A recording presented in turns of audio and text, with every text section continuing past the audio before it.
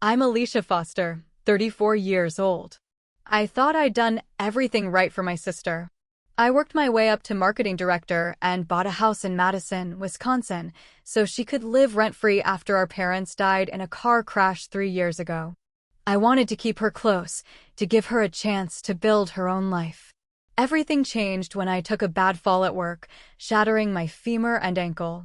I was stuck in bed, barely able to move, relying on my sister to help with the simplest things, grabbing a glass of water, picking up my phone. She was all I had, living in the house I paid for. 6 weeks in, something snapped. I spilled my coffee, and she exploded, screaming, "We're not your servants." Her words hit like a slap, raw and venomous, like she'd been holding it in forever. I lay there, shocked, my leg throbbing, staring at the sister I'd given everything to. The betrayal cut deeper than the pain in my bones. I couldn't take it anymore, her resentment, her ingratitude. So, I looked her dead in the eye and gave her 5 minutes to pack up and leave. What happened next? It's a story of loyalty tested, trust shattered, and a choice that changed everything. Stick around to see how far I want to take back my life. If you've ever felt betrayed by someone you trusted, leave a comment below. Share your story with me. Hit the like button if you want to see how this unfolds. Growing up in Madison, Wisconsin, our family looked like the perfect picture. My dad, Robert Foster, was my biggest cheerleader. He'd sit with me after school, helping with math homework, telling me I could be anything, a doctor, a lawyer, even a CEO. "You've got the brains, Alicia," he'd say, his eyes bright with belief. My sister, 6 years younger, got the same encouragement. Dad would scoop her up, telling her she'd change the world one day. He saw no limits for either of us. But my mom, Patricia Foster, had a different approach. She'd compare us constantly, pitting me against my sister. "Why can't you be more like Alicia?" she'd snap when Brooke struggled with her grades. Or she'd turn to me, "Your sister's so creative. You're too serious." It stung, but I brushed it off, determined to prove myself. Those comparisons planted seeds of tension, though I didn't see it then. Dad worked as a high school teacher, Mom as a bank teller. We weren't rich, but we had a comfortable life in our modest 2-story home. I'd spend evenings helping Brooke with her spelling, trying to be the big sister she could look up to. She'd giggle, her pigtails bouncing, and I'd feel like I was doing something right. But Mom's words always lingered, making Brooke feel like she was never enough. I think that's where it started, the resentment I'd only understand years later. When I was 31, everything changed. A drunk driver took both my parents in a single devastating crash. I got the call late at night, my hands shaking as I listened to the officer's voice. Brooke was 25, just starting out, working part-time at a clothing store. She was shattered, barely able to get out of bed for weeks. I stepped up, not just as her sister, but as the one who had to hold it together. I'd already built a solid career as a marketing director at a fashion company in Madison. My salary was good, 6 figures, and I wanted to give Brooke stability. So, I bought a house, a 3-bedroom place in the suburbs for us to share. It cost me $100,000 as a down payment, with a mortgage I could handle. The house was modern, with enough space for Brooke to have her own room, a guest room for friends, and a cozy office for me. I told her she could live there rent-free, no strings attached, to help her get on her feet. Brooke moved in, grateful at first. She'd hug me, promising to make it up someday. I believed her. I thought we were a team, rebuilding after losing Mom and Dad. My job kept me busy, long hours, client meetings, campaign deadlines, but I made sure Brooke had everything she needed. Her retail job barely covered her bills, so I paid for utilities, groceries, even her phone plan. "You focus on finding your path," I'd tell her, echoing Dad's encouragement. She'd nod, but sometimes I caught a flicker of something in her eyes, envy, maybe, or frustration. I ignored it, chalking it up to grief. Looking back, I should have paid more attention. Mom's comparisons had left scars, and Brooke was carrying them in ways I couldn't see. I thought giving her a home would bring us closer, like Dad always wanted. But those early tensions, the ones I brushed off as a kid, were simmering beneath the surface, waiting to boil over. I kept working, kept paying, kept hoping Brooke would find her way. I didn't know how wrong I was about her or how much I'd sacrificed for someone who'd turn on me when I needed her most. Everything fell apart on a Tuesday afternoon at the company office.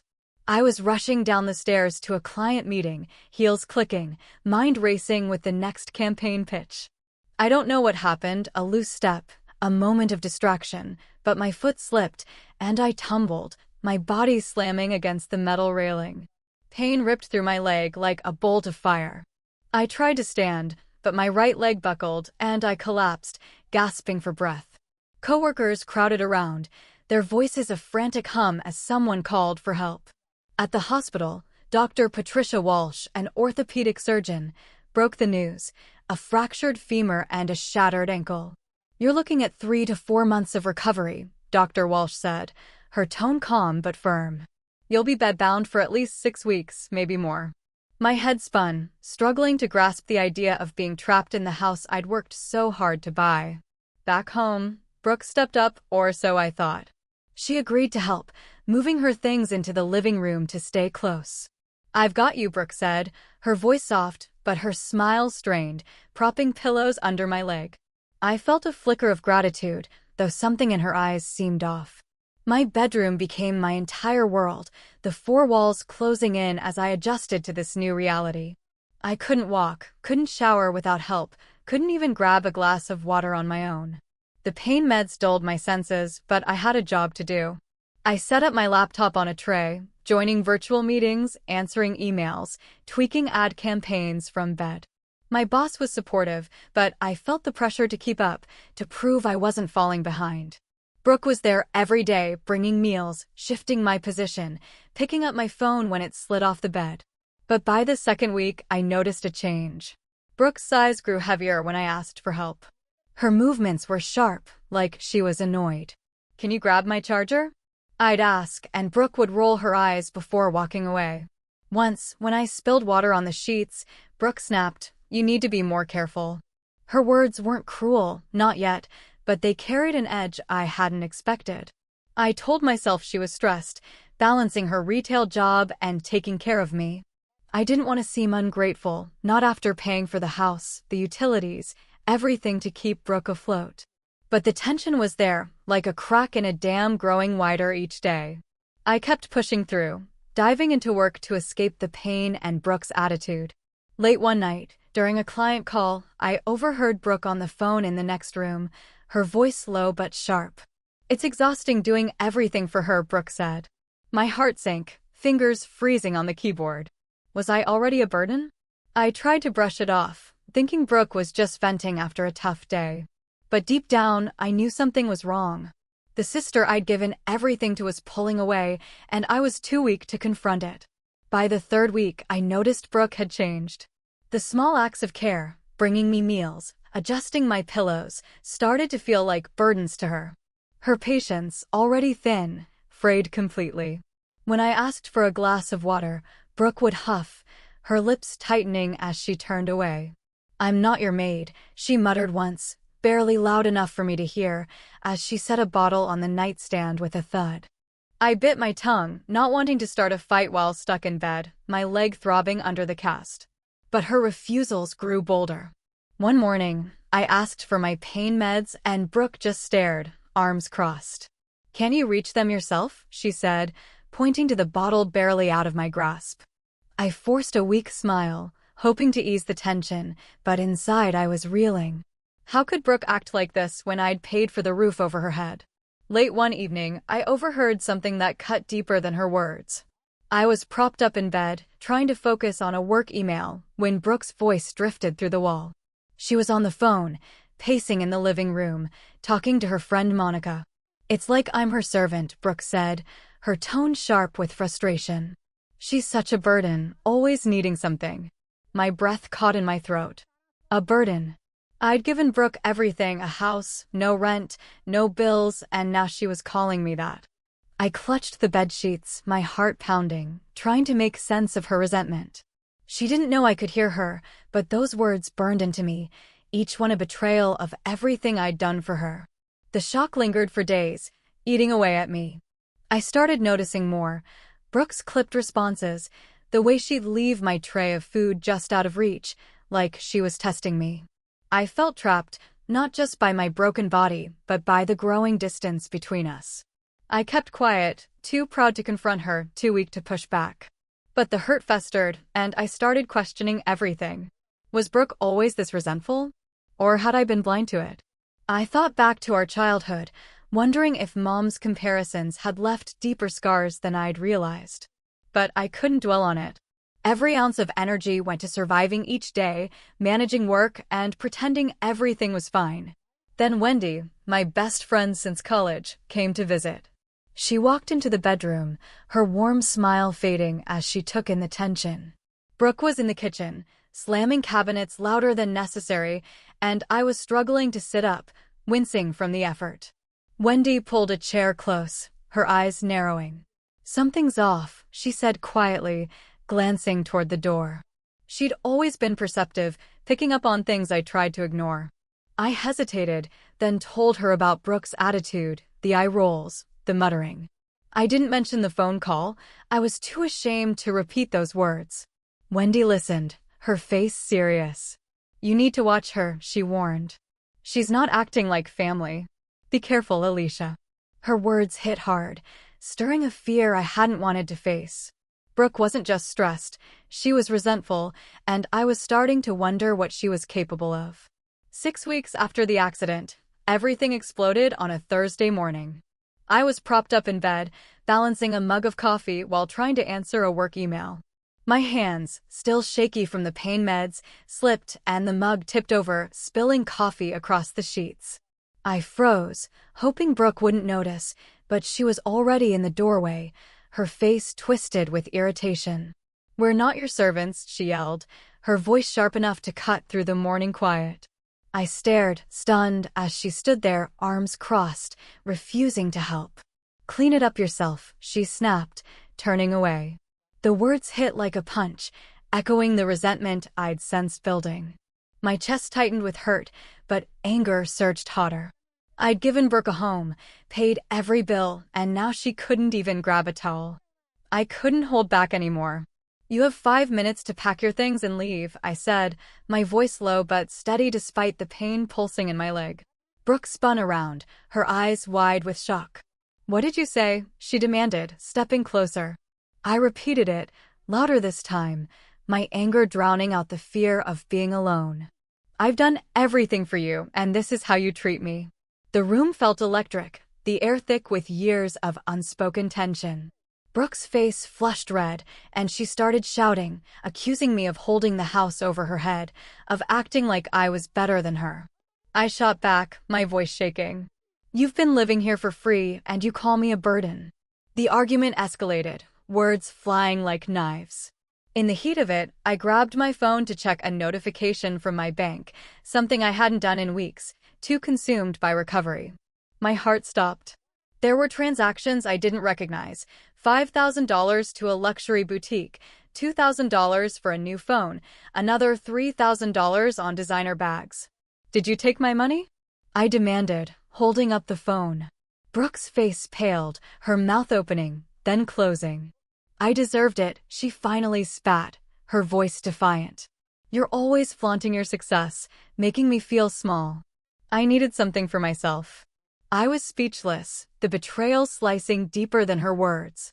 She'd stolen from me, used my accounts while I was bedbound, unable to check. I pointed to the door, my voice cold. "Get out now." Brooke didn't back down, throwing insults, blaming me for everything, our parents' death, her struggles, my expectations. But I was done. "You've got nothing left to say," I said, cutting her off.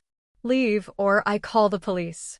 Her eyes flashed with anger, but she grabbed a bag, shoved some clothes in it, and stormed out, slamming the door behind her. The house fell silent, the echo of her departure ringing in my ears. I was alone, still trapped in bed, my leg aching, my heart shattered. Brooke was gone, but so was the illusion of the sister I thought I knew. 1 week after Brooke left, Wendy and I started cleaning the house. I was still bedbound, but Wendy insisted on helping, moving boxes in the living room while I directed her from my wheelchair. We were sorting through old stuff, trying to make the space feel less heavy, when Wendy found a dusty USB drive tucked in a drawer. "What's this?" she asked, holding it up. Curious, we plugged it into my laptop, and a video popped up, a grainy recording of Mom and Dad, filmed years ago on our old camcorder. They sat on the couch, smiling, their voices warm. "Alicia, Brooke," Mom said, "we want you to love each other, always. Be there for one another and make us proud." Dad nodded, adding, "You're both so strong. Build something beautiful together." The video ended, and silence filled the room. My throat tightened, tears stinging my eyes. I'd failed them, hadn't I? The sisterhood they'd hoped for was gone. The weight of their words pressed on me.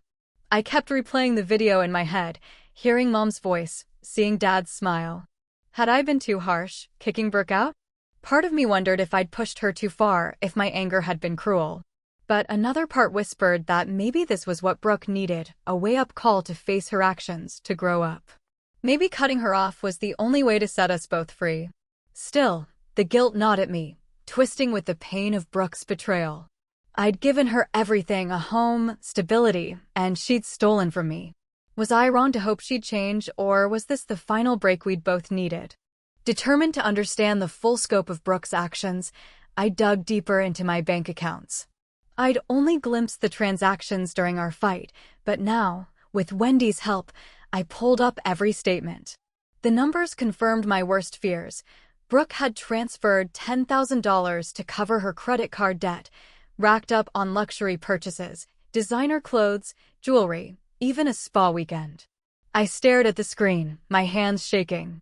She hadn't just taken my money, she'd used it to live a life I was paying for while calling me a burden behind my back.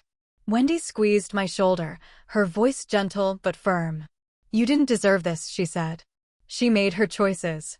Her words helped, but the sting of betrayal lingered, sharper than the pain in my leg. That's when I knew I needed help to process it all. Wendy recommended a therapist, Dr. Daniel Carter, who specialized in family trauma. I booked a virtual session, nervous but desperate to untangle the mess of emotions, guilt for failing Mom and Dad, anger at Brooke, hurt from her theft. Dr. Carter listened as I poured out the story, his calm presence grounding me. "You're carrying a lot," he said, his voice steady. "It's okay to feel guilty, but you didn't break this bond alone. Brooke's actions have consequences." He suggested journaling to sort through my thoughts, to rebuild my sense of self. I left the session feeling lighter, not healed, but hopeful. Brooke was gone, and the truth was out. Now I had to figure out who I was without her shadow. I decided to take action right after uncovering the truth. Brooke's betrayal, stealing $10,000 from my account, couldn't go unanswered. I contacted my bank, my hands trembling as I explained the unauthorized transactions. The representative was thorough, pulling up records of the transfers to Brooke's credit card for luxury purchases. "We'll file a fraud report," she said, her voice professional but empathetic. This could impact her credit significantly. I hesitated, a flicker of guilt surfacing. Mom and Dad's faces from the video flashed in my mind, their plea for us to stay united. But Brooke had crossed a line. I nodded, giving the go-ahead. Days later, I learned the bank had frozen Brooke's accounts and flagged her credit, leaving her to face the consequences of her actions. She'd have to figure out how to survive on her own, without my safety net. With Brooke gone, I couldn't manage alone, still confined to a wheelchair with my leg in a cast. Wendy connected me with Pamela Morgan, a home care nurse with a warm smile and steady hands. Pamela arrived the next week, helping me with daily tasks, bathing, dressing, getting to the bathroom, things Brooke had begrudged. "You're doing great," Pamela said one morning, adjusting my leg brace with care. Her kindness eased the sting of being dependent, but I knew I needed to push forward physically. My doctor referred me to Jason Reed, a physical therapist who specialized in post-fracture recovery. Jason's sessions were grueling, guiding me through exercises to rebuild strength in my leg. "Small steps," he'd say, steadying me as I gripped the parallel bars, sweat beading on my forehead. Each session was a reminder of how far I had to go, but also how far I'd come. Wendy became my anchor through it all. She stopped by almost daily, helping me reorganize the house to make it more accessible, moving furniture, setting up a ramp, even sorting through old papers Brooke had left scattered. One evening, as we sat with takeout pizza, Wendy looked at me, her eyes serious. "You've been carrying Brooke for too long," she said. "It's time to focus on you, your health, your career, your peace." Her words hit hard, cutting through the fog of guilt and hurt. She was right. I'd spent years putting Brooke's needs above my own, thinking it was my duty as the older sister. Wendy pushed me to set new routines, morning stretches with Pamela, work-from-home schedules, even small moments like reading a book without worrying about Brooke's chaos. Slowly, I started feeling like myself again, not just a caretaker. The hardest truth came in quiet moments when I realized I couldn't save my relationship with Brooke. I'd tried for years, paying her bills, giving her a home, hoping she'd grow into the sister mom and Dad wanted her to be. But her actions, stealing, lying, blaming me, showed she wasn't ready to change. I thought about calling her, maybe offering one last chance, but Dr. Carter's words from our therapy sessions echoed, "You can't control her choices, only your boundaries." I pictured Brooke out there, struggling without my support, and part of me ached for her. But I'd given enough. Letting her go wasn't just about protecting myself, it was about accepting that some bonds, even family, can't be forced. I turned my focus inward, determined to rebuild my life one painful step at a time.